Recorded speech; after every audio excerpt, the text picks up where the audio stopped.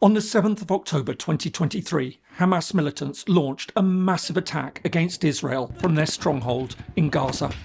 The deadliest Palestinian assault in the country in 50 years. Within hours, the Israeli government had declared war on the group.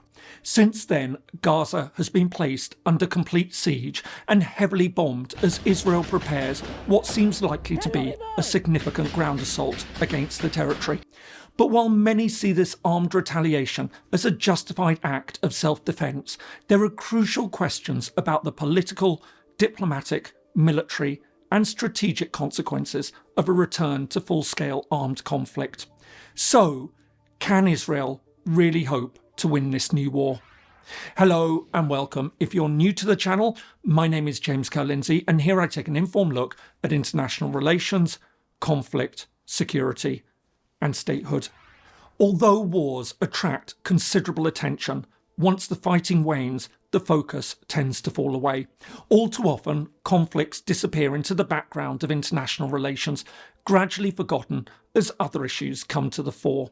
However, these unresolved disputes will often linger, ready to erupt again, usually with disastrous consequences. One of the best examples is the conflict between Israel and the Palestinians. Since the 1940s, it's been a source of continued instability in the Middle East and beyond. But while the issue once dominated international headlines, it's seemingly fallen off the global agenda in recent years. Even in the Arab world, where it once fired up public opinion, it seemed to have lost its popular appeal as more and more countries normalised their relations with Israel. However, this complacency ended on the 7th of October when Hamas, an Iranian-backed group officially designated a terrorist organisation by the United States and the European Union, attacked dozens of Israeli military bases, settlements, towns and villages around Gaza. But as Israeli defence forces carry out a massive retaliatory operation, there are questions about where this will lead and whether the 80-year cycle of violence can ever be broken. Gaza lies at the eastern end of the Mediterranean. To its north and east, it has a 60-kilometre border with Israel, and to its south, it shares a 12-kilometre border with Egypt. At around 41 kilometres in length and 12 kilometres wide at its broadest point, it covers just 365 square kilometres, or around 141 square miles. But with a population of around 2.3 million, this makes it one of the most densely populated areas in the world. The conflict between Israel and the Palestinians has a long, complex and highly contested history, with both sides pointing to deep-rooted claims to the territory. But for our purposes, the story really begins after the Second World War, when the newly created United Nations voted to partition British-controlled Palestine into two states, one for the territory's Jewish population and the other for Arab Palestinians. However, this was immediately rejected by the Palestinians as well as by neighbouring Arab states, and hours after Israel declared independence on the 14th of May 1948, they attacked the new country. But these Arab forces were soon defeated, and the next year Israel joined the United Nations. The defeat had enormous consequences for the Palestinians. Having lost most of the territory they'd been assigned, they were now left with just two areas: the West Bank, which came under Jordanian control, and Gaza, which fell under Egyptian military authority. Meanwhile, hundreds of thousands of Palestinians became refugees. As a result, over the following decades, the Palestinians and the Arab states refused to accept their loss and continued to reject Israel's right to exist. This eventually led to a second war in 1967.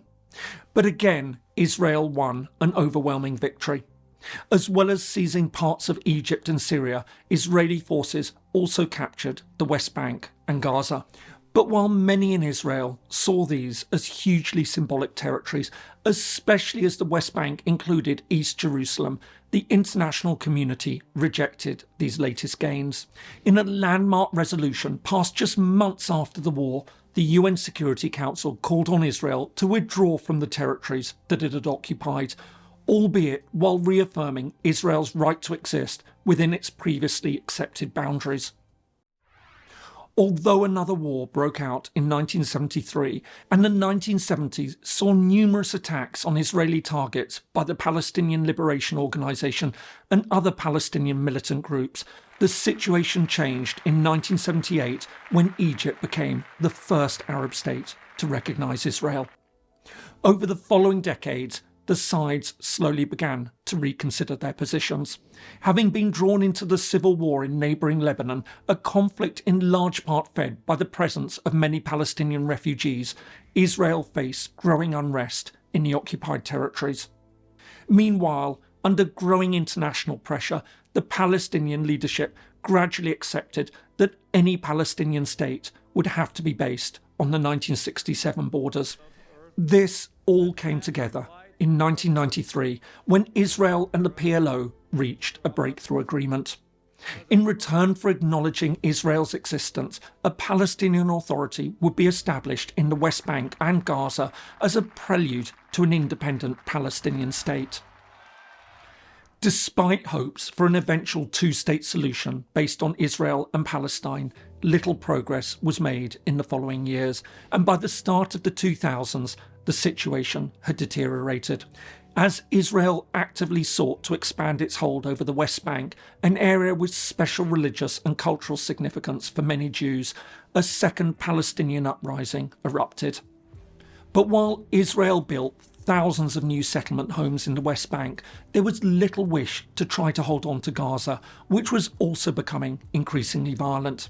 Instead, with little hope of maintaining the security of its 21 settlements and roughly 9,000 settlers amongst millions of Palestinians, in September 2005, Israel dismantled its presence and unilaterally withdrew its forces. As hopes for a final deal based on statehood now faded, the Palestinian community became increasingly fractured. Although the PLO continued to be recognised as the official representative of the Palestinian people, other groups rejected the peace process, instead calling for the destruction of Israel and Palestinian control over the entire historic territory. Perhaps the most significant of these was the Islamic resistance movement, better known by its acronym Hamas. Formed in 1987 in Gaza as an offshoot of the Islamic Brotherhood in neighbouring Egypt and backed by Iran, Israel's strongest opponent on the world stage, it soon began to launch attacks on Israeli targets. All this came to a head in January 2006 when the West Bank and Gaza went to the polls for parliamentary elections. This saw Hamas win an overwhelming victory, taking over half the seats in the Palestinian Assembly. Amidst an international outcry, a national unity government was eventually formed. However, this soon broke down, and in June 2007, Hamas seized control of Gaza.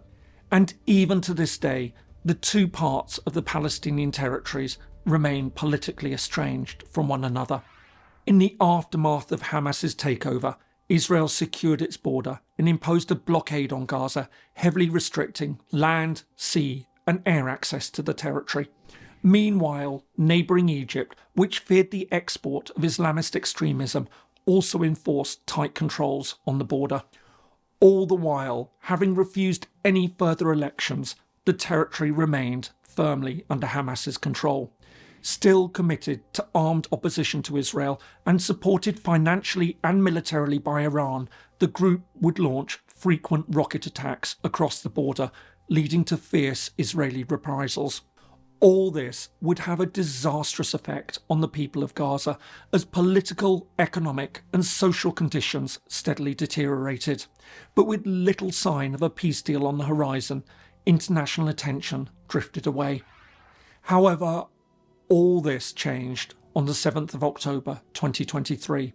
After firing a barrage of missiles into Israel, several thousand Hamas militants broke through the fence surrounding the territory and began launching indiscriminate attacks against military and civilian targets.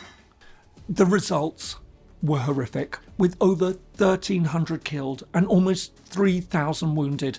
Harrowing reports emerged of rape, torture, mutilation, and the murder of entire families. In addition, up to 150 Israelis were taken hostage and are now held prisoner in Gaza under threat of summary execution. This amounted to the most significant one-day loss of life in Israel's history and the most severe attack on the country in over half a century. Facing accusations of an unprecedented intelligence failure, the Israeli government immediately declared war on Hamas. As well as coming under heavy bombardment, which has already seen over 1,000 Palestinians killed and an estimated 6,000 wounded, Gaza is now under complete siege, with access to water, food and electricity blocked. Actions that many are now warning could constitute crimes under international law. Meanwhile, having called up over 300,000 reservists and having created a national unity war government, a full-scale Israeli ground invasion now seems imminent. But while Israel's wish to retaliate against Hamas is certainly understandable, many are already asking about the ultimate goals of this new war. While the air campaign has devastating consequences, it cannot hope to defeat Hamas, which has built an underground network of tunnels. Instead, it's disproportionately harming civilians. Even if Israel insists that the attacks are precisely targeted on buildings being used by Hamas, many of these are apartment blocks, hospitals, schools, and other essentially civilian infrastructure. Therefore, any serious attempt to defeat the group will require a ground invasion. But this too carries huge costs and dangers. Leaving aside the challenges of urban warfare, it'll require a continued presence on the ground.